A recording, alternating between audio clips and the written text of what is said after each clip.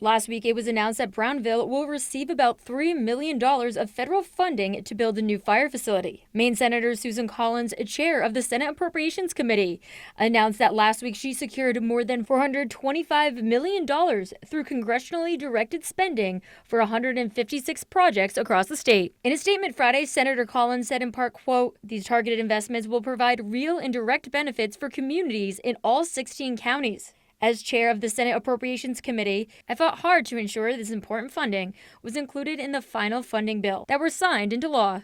In Brownville, Fire Chief Sean Mitchell says the town's current stations are nearly 4 decades old and no longer meet today's demand. Volume from then to now has grown exponentially. When we were, probably doing 50, 55 calls a year, and now we're up to 500-600 calls annually. Mitchell says the existing facilities limit the equipment they can house and training they can provide. He says without federal support, a project of this scale would be out of reach for the community. Is immeasurable, really. It's going to be a huge piece for us. And it's not something we as a community would ever be able to have afforded without, the assistance of the federal government and Senator Collins' office. Thanks to the grant, Mitchell says that the cost of the new station will not fall on local taxpayers. The next step is to meet with town leaders and engineers to determine what type of facility will best serve the community's needs. However, he says it will likely be several years before they'll see a new firehouse. In Brownville, Alex Schley for ABC 7 and Fox 22 News.